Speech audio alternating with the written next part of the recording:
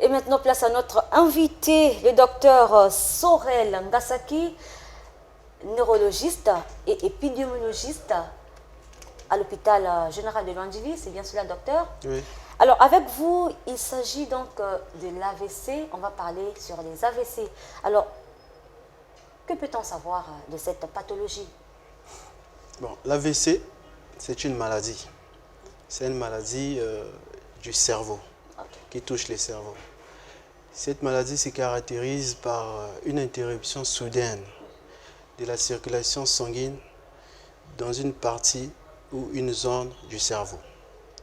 Cette interruption peut être due soit à un caillot de sang qui bouche une artère du cerveau, c'est ce qu'on appelle un AVC ischémique, soit à une rupture d'une artère dans le cerveau avec le sang qui se déverse dans le cerveau. Ça définit ce qu'on appelle un AVC hémorragique. Alors, on va parler donc des signes. Quels sont les signes des AVC? Des signes qui ne trompent jamais, peut-être, on va dire. On note plusieurs signes de l'accident vasculaire cérébral. Mais il faut retenir trois principaux. Ok. Le premier signe, c'est la paralysie faciale. Le visage, ça concerne le visage. C'est une déviation de la bouche d'un côté.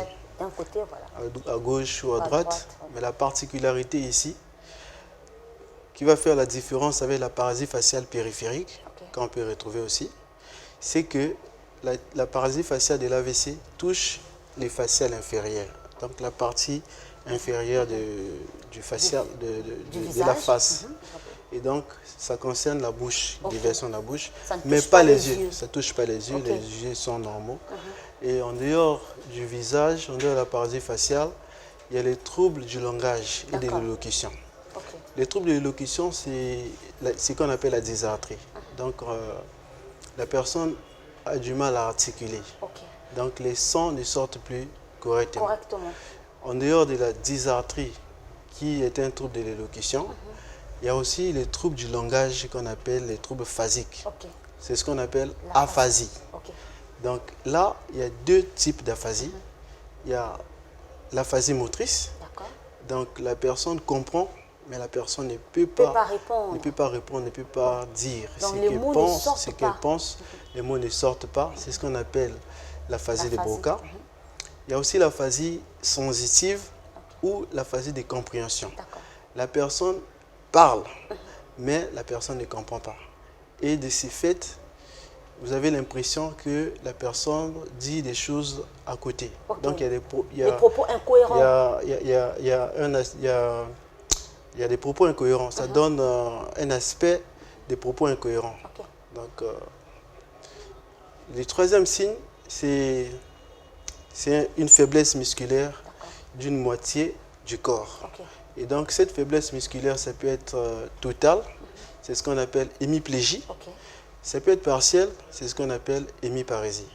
Donc ça, ce sont les trois principaux signes qu'il faut retenir de l'accident vasculaire cérébral. Maintenant, ce qu'il faut retenir, c'est que ces signes doivent survenir de façon brutale. Chez un sujet qui était initialement en bonne santé et qui se retrouve brutalement avec une faiblesse d'une partie de son corps ou un trouble du langage ou une déviation de la bouche ou les trois associés. Bon, en dehors de ces trois principaux signes, on peut noter aussi le coma, c'est ce qu'on appelle les troubles de la conscience. On peut noter un déficit sensitif, donc la personne ne sent plus bien une partie de son corps.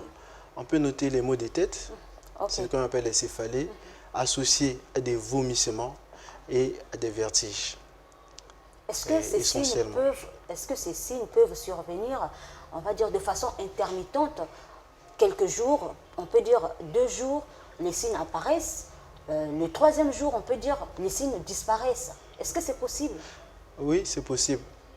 Là, on va parler de l'évolution de l'AVC. Donc, concernant l'évolution, il y a 3 types d'AVC. Donc, il y a les AIT, accidents ischémiques transitoires, dans lesquels les signes disparaissent en moins de 24 heures, et le plus souvent, en moins de 24 heures, mais le plus souvent en moins d'une heure. D'accord. En moins d'une heure. Donc la personne présente une paralysie d'une partie du corps avec les troubles du langage, déviation de la bouche d'un côté, et en moins de 30 minutes, en moins d'une heure, la personne se mieux, rétablit. en moins de 24 heures, la personne se rétablit complètement. Complètement, ouais. Et l'autre type, c'est les RIND. C'est ce qu'on appelle les AVC rapidement résolutifs. Okay. Donc, la personne a fait l'AVC. Il y a des signes que nous avons cités au départ. Et ces signes vont disparaître au bout de 2 à 3 jours. Okay. Et de façon complète. Okay. Et la troisième catégorie, c'est ce qu'on appelle les AVC constitués, où les signes restent permanents pendant plus de 7 jours. Dans les deux cas, il est toujours mieux de se rapprocher, sinon de couvrir, de saisir des hôpitaux. Dans tous les cas, il faut consulter parce que c'est une urgence. C'est une urgence médicale, une extrême urgence. Parce qu'on doit consulter à l'hôpital, normalement l'hôpital qui est spécialisé dans la prise en charge de l'accident vasculaire cérébral, très rapidement dans les 3 heures, dans les 3 premières heures qui ont suivi l'installation du déficit. Est-ce qu'on peut dire que cette maladie est récurrente ici au Congo-Brazzaville? Oui, c'est une maladie qui est très fréquente. C'est une maladie qui est très fréquente, c'est la première cause d'hospitalisation dans notre service. L'AVC occupe plus de 80% des cas d'hospitalisation dans nos services. Okay. La maladie, elle est jeune ou bien encore particulièrement aux vieux? Bon, c'est une maladie qui était considérée comme étant une maladie des vieux autrefois. Mais actuellement, cette maladie touche tout le monde. Touche les jeunes, autant des jeunes que des sujets âgés. Mais il faut souligner aussi que cette maladie n'épargne même pas les enfants aussi. Ok. Ça touche même les enfants. Même les enfants. Même les enfants sont concernés par cette maladie. Ok. Oui, L'âge, est-ce qu'un enfant de 3 ans déjà peut comme ça... même un enfant d'un jour peut faire un AVC. Okay. Même un nouveau-né peut faire un AVC. Peut faire un AVC. Oui. Les AVC hémorragiques. Et donc, les signes diffèrent d'un âge à un autre ou bien que ce soit un vieux, un jeune, les signes sont les mêmes? C'est les mêmes signes. C'est les mêmes signes. C'est les mêmes signes, sauf que quand l'enfant est encore très jeune, la reconnaissance de ces signes n'est pas facile. Ok. Ouais.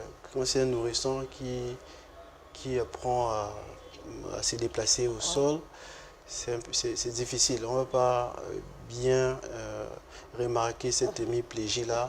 On ne va pas bien remarquer les troubles du langage. Voilà, ça rend un peu difficile la reconnaissance des signes. Le mieux, c'est de se rapprocher des hôpitaux compétents. Dès que vous remarquez une asymétrie dans les mouvements de l'enfant, ce n'est pas normal, c'est mieux de consulter. Alors, docteur, merci d'être venu sur ce plateau. Merci beaucoup. Merci, madame.